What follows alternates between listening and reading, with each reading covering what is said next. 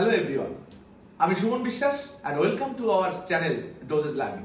অনেকেরই ধারণা নেই ফার্মেসি কোর্স সম্পর্কে। আজ আমাদের আলোচনা মূলত eligibility, like, age, educational qualification, তার সাথে অ্যাডমিশন প্রসেস এবং কি কি সাবজেক্ট এই কোর্সের মধ্যে থাকে সেগুলিতে কনফাইন থাকবে। আমাদের ভিডিওটি যদি ভালো লেগে থাকে অবশ্যই লাইক, শেয়ার এবং সাবস্ক্রাইব করতে ভুলবেন না। আজকের এই ভিডিওর মধ্যে একটি বোনাস টিপ আপনাদের জন্য ওয়েট করছে। ভিডিওটি সম্পূর্ণ দেখুন। চলুন তাহলে ভিডিওটা শুরু করা যাক।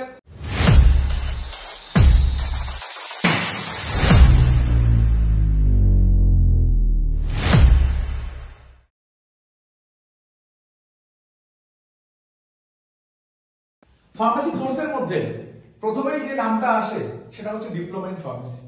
এই diploma in pharmacy basically 2 years এর একটা ফার্মেসি কোর্স এবং এই কোর্সের যদি আমরা এলিজিবিলিটি ক্রাইটেরিয়া দেখি তাহলে প্রথমেই দেখতে হবে 10+2 মানে উচ্চ মাধ্যমিকে সায়েন্স থাকতে হবে। কিন্তু সেক্ষেত্রে কিন্তু শুধুমাত্র ফিজিক্স, কেমিস্ট্রি, বায়োলজি বা ফিজিক্স, কেমিস্ট্রি, ম্যাথমেটিক্স থাকলেও কিন্তু এই ডিপ্লোমা ইন ফার্মেসিতে কিন্তু আমরা এন্ট্রি নিতে পারি। এই ডিপ্লোমা ইন ফার্মেসি যে সাবজেক্টগুলো কন্ডাক্ট করে সেগুলোর মধ্যে প্রথমেই থাকে ফার্মাসিউটিক্স।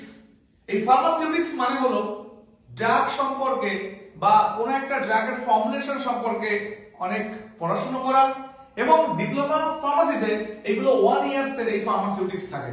তার সঙ্গে হিউম্যান অ্যানাটমি এন্ড ফিজিওলজি, কারণ আমাদের ওষুধ প্রস্তুতি বিদ্যা নিয়ে পড়তে গেলে হিউম্যান অ্যানাটমি এন্ড ফিজিওলজি সম্পর্কে একটা ধারণা কিন্তু থাকা দরকার।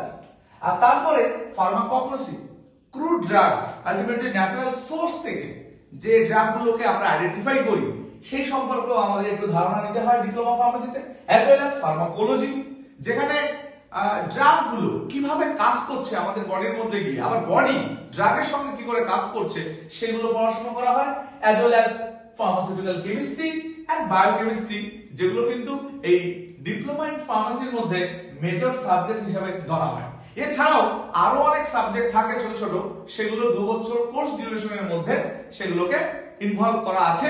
তবে ডিপ্লোমা ইন ফার্মেসিতে কিন্তু এই মুহূর্তে সবথেকে যেটা ইম্পর্টেন্ট ফ্যাক্টর সেটা হচ্ছে ডিপ্লোমা ইন ফার্মেসি কমপ্লিট করার পরে যে PCI pharmacy council of India থেকে যে রেজিস্ট্রেশন সার্টিফিকেট পাওয়া যায় আফটার কমপ্লিট অফ ডিফার্ম, সেক্ষেত্রে কিন্তু এক্সিট এক্সামের একটা কোশ্চেন মার্ক চলে এসেছে। এখনো পুরোপুরি নোটিফিকেশন আসেনি, তার কারণ অলরেডি এর আগের বছর যারা ডিপ্লোমা ফার্মেসি কমপ্লিট করেছে তাদেরকে 1 বছরের জন্য লাইসেন্স দিয়েছে, বলেছে 1 বছর পরে এক্সিট এক্সাম যদি চালু হয় তাদেরকে কিন্তু এক্সিট এক্সাম দিয়ে তারপরে কিন্তু লাইসেন্সটাকে রিনিউ করতে হবে। এবং এই যে ডিপ্লোমা ইন ফার্মেসি এটা কিন্তু ভেরি শর্ট টাইমের জন্য পড়া যারা চাইছে ফার্মাসিউটিক্যাল টেকনোলজি নিয়ে পড়তে তাদের জন্য কিন্তু খুব লুক্রেটিভ কোর্স। এখানে কিন্তু এজ লিমিট সেরকম কিছু বলা নেই, কিন্তু মিনিমাম 17 ইয়ার্স এজ হলে এই কোর্সে কিন্তু এন্ট্রি নেওয়া যেতে পারে। এরপর ফার্মেসি কোর্সের মধ্যে যে কোর্সটি মধ্যমণি সেই কোর্সটির নাম হচ্ছে বিফার্ম, মানে bachelor in pharmacy as well as bachelor in pharmaceutical technology. এই যে কোর্স, এই কোর্সটার ডিউরেশন 4 ইয়ার্স, 4 বছরের এই কোর্সটা হয়। এর যে এলিজিবিলিটি ক্রাইটেরিয়া সেটা প্রায় ডিপ্লোমা ফার্মেসির মতনই, শুধুমাত্র একটা চেঞ্জ রয়েছে। সেটা হচ্ছে কি, এখানে একটা নাম্বারের ফ্যাক্টর রয়েছে। জেনারেল ক্যান্ডিডেট যারা তাদের জন্য 45% নাম্বার এবং যারা এসসি এসটি ক্যান্ডিডেট তাদের জন্য 40% নাম্বার ইট নিডেড। এবং এর ক্রাইটেরিয়ার সঙ্গে আরেকটা জিনিস চলে আসে, সেটা হচ্ছে অ্যাডমিশন প্রসেস। এই অ্যাডমিশন প্রসেসে কিন্তু এখানে ডাব্লিউবি যেই থাকলে তারা অগ্রাধিকার পাবে, বা যেই মেইনস যে পরীক্ষাটা অল ইন্ডিয়ার হয় সেটা থেকেও কিন্তু চাইলে সে এই ফার্মাসিউটিক্যাল টেকনোলজিতে এন্ট্রি নিতে পারে। তবে কিছু কিছু জায়গায় ডাইরেক্ট অ্যাডমিশনের ব্যবস্থাও আছে। তার সঙ্গে বিফার্মের আরেকটা মজার ব্যাপার রয়েছে যে ডিপ্লোমা ইন ফার্মেসি যারা পড়লো তারা যদি মনে করে ব্যাচেলর ইন ফার্মাসিউটিক্যাল টেকনোলজি পড়বে তাহলে সে কিন্তু জিলেট বলে একটা পরীক্ষা হয়, যে এক্সামটা দেওয়ার পরে ডাইরেক্টলি বিফার্মের সেকেন্ড ইয়ারে এন্ট্রি নিতে। তার মানে ডিপ্লোমা ইন ফার্মেসির ছেলে মেয়েগুলো চাইলে কিন্তু বিফার্ম 1 বছর কম করে 3 বছরের মধ্যে বিফার্ম কমপ্লিট করতে পারে। এই আমি একটু আগেই বললাম যে মধ্যমণি। কেন মধ্যমণি বললাম?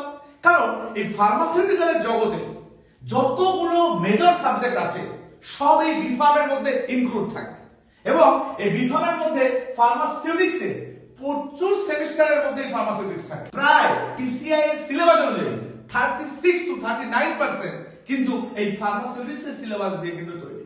এই ফার্মাসিউটিক্স মানে কি? যেখানে ড্রাগ ডিজাইন, যেখানে ড্রাগের ফর্মুলেশন ডেভেলপমেন্ট, ড্রাগগুলো কি করে শরীরের মধ্যে ভালো করে কাজ করবে এইগুলো নিয়ে আলোচনা করা হয় এবং এইগুলো পড়ানো হয় এবং ছেলেমেয়েদের কিন্তু ইন্টারেস্ট গ্রো করতে থাকে এই সাবজেক্টটা দেখে। তারপরে যে সাবজেক্টটা চলে আসে সেটা হচ্ছে ফার্মাকোলজি। ডেফিনেটলি একটা ওষুধ আমি তৈরি করলাম, একটা ড্রাগ আমি তৈরি করলাম। এই ড্রাগটা যখন আমি তৈরি করলাম তখন তার সঙ্গে সঙ্গে সেই ড্রাগটা শরীরের মধ্যে খাওয়ার পরে কি প্রবলেম হবে নাকি ঠিক হবে, তার মানে ড্রাগটা শরীরের মধ্যে কি করে কাজ করবে আর শরীর ড্রাগের সঙ্গে কি করে কাজ করবে সেটা কিন্তু এই যে ফার্মাকোলজিতে পড়ানো হয়। Adverse effect as well as এই ফার্মাকোলজির মধ্যে কিন্তু ভীষণ ইন্টারেস্টিং ফ্যাক্টর আছে। তার সঙ্গে সঙ্গে ফার্মাসিউটিক্যাল কেমিস্ট্রি, কারণ প্রত্যেকটা মলিকুলস কিভাবে কেমিস্ট্রিগত হবে আমাদেরকে হেল্প করবে এবং কেমিস্ট্রি গুলো যদি আমরা না জানি তাহলে কিন্তু ভালো ফর্মুলেশন ডেভেলপ করা যাবে না, অ্যাজ ওয়েল অ্যাজ ফার্মাকোলজিও কিন্তু তার স্পেশাল যে ফিচারস গুলো সেগুলো প্রোভাইড করতে পারবে না। তার জন্য pharmaceutical chemistry also very important in this BPharm course. তারপরে ফার্মাকগনোসি। দেখুন ডে বাই ডে ন্যাচারাল জিনিসপত্র ইউজ বাড়ছে। ফার্মাকগনোসি এই মুহূর্তে এতটা ইন্টারেস্টিং হচ্ছে যে সিনথেটিক ড্রাগটাকে বাদ দিয়ে তারা কি করছে, তারা কিন্তু সবসময় ন্যাচারাল ড্রাগের দিকে আইডেন্টিফাই করছে এবং এই ফার্মাকগনোসি ওই স্টাডি করতে হেল্প করে বিফার্ম স্টুডেন্টদেরকে, যেখানে ন্যাচারাল ড্রাগ সম্পর্কে পড়ানো হয় এবং ন্যাচারাল রুট ড্রাগকে আইডেন্টিফাই করে সেগুলো ফর্মুলেশন ডেভেলপ করা হবে। Human anatomy and physiology definitely important, কারণ without human anatomy and physiology আমরা ড্রাগটা কোথায় দেবো, কোন অর্গানে কাজ করাবো, কি করাবো আমরা জানতে পারবো না। তার জন্য কিন্তু হিউম্যান অ্যানাটমি এন্ড ফিজিওলজি কিন্তু আমাদের পড়ানো হয়। এবং biochemistry also very important. Biochemistry মানে কি? বায়োলজি এন্ড কেমিস্ট্রি দুটোর মেলবন্ধন করে একটা সাবজেক্ট, যেখানে বায়োলজিক্যালি কেমিস্ট্রিগত ভাবে কি করে বায়োলজি সিস্টেমের মধ্যে গিয়ে কাজ করছে সেটাকে পড়ানো হয়। মাইক্রোবায়োলজি। মাইক্রোবায়োলজি মানে হচ্ছে কি? মাইক্রোবায়োলজি মানে হচ্ছে যেখানে কিনা বিভিন্ন রকম ব্যাকটেরিয়া, ফাঙ্গি, প্রোটোজোয়া এই সমস্ত জিনিস সম্পর্কে কিন্তু আলোচনা করা হয়। ফার্মাসিউটিক্যাল অ্যানালাইসিস অলসো দা কেমিস্ট্রির মতনই এন্ড মেডিসিনাল কেমিস্ট্রি, যে মেডিসিন গুলো আমরা মলিকুলস গুলোকে দেখি তার মেডিসিনাল কেমিস্ট্রি এবং তার যে কেমিস্ট্রি সেগুলো নিয়ে আলোচনা করা হয়। এবং দেখা যায় যে এই সাবজেক্ট গুলো এত এলাবোরেটলি এই বিফার্ম কোর্সের মধ্যে দেওয়া আছে, সেক্ষেত্রে কিন্তু এই বিফার্মটা যদি কেউ মন দিয়ে পড়াশোনা করে ড্রাগ সম্পর্কে তার আইডিয়ার কিন্তু কোনো কমতি থাকে না। ঠিকভাবেই কিন্তু পিসিআই এই যে সিলেবাসটাকে কিন্তু সুন্দরভাবে ডিজাইন করেছে এবং এই জন্য আমি আবারও বলছি যে ফার্মাসি কোর্সের জগতে মধ্যমণি হচ্ছে এই বিফার্ম কোর্স।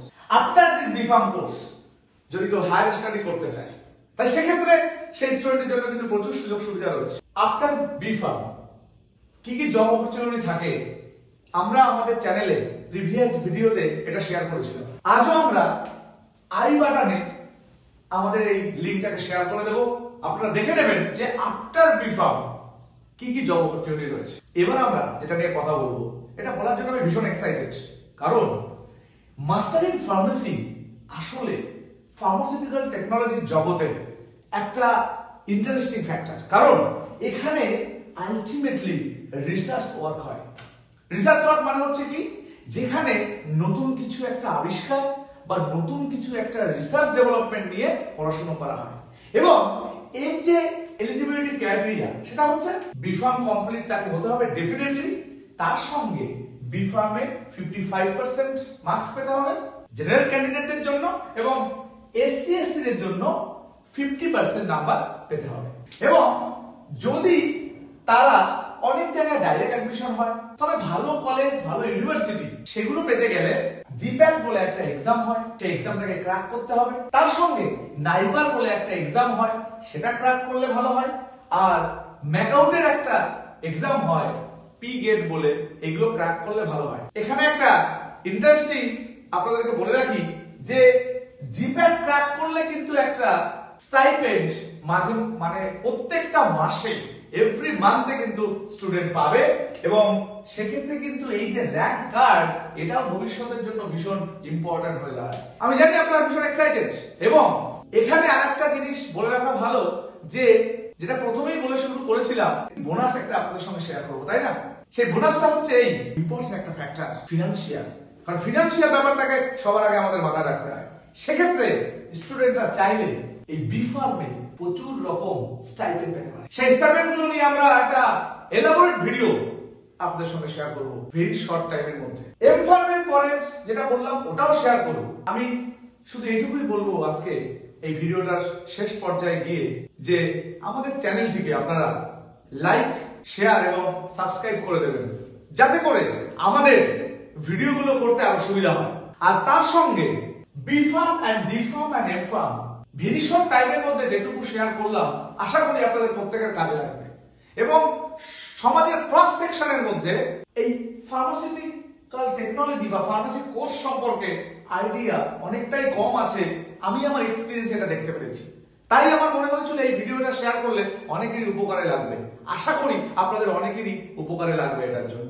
আর অবশ্যই কমেন্ট করে জানাবেন যে কি ধরনের ভিডিও হলে আপনাদের আরো বেশি সুবিধা হবে রিগার্ডিং ফার্মাসিউটিক্যাল টেকনোলজি সম্পর্কে। Wish you all the very best সবাইকে। শেষ করার আগে একটা কথা বলা ভালো যে ফার্মাসিউটিক্যাল টেকনোলজি কিন্তু একটা গভীর সমুদ্র। যদি এটা সম্পর্কে জানা যায়, যদি এটা সম্পর্কে বোঝা যায়, হিউজ অপরচুনিটি প্রত্যেকের জন্য ওয়েট করছে। Thank you very much.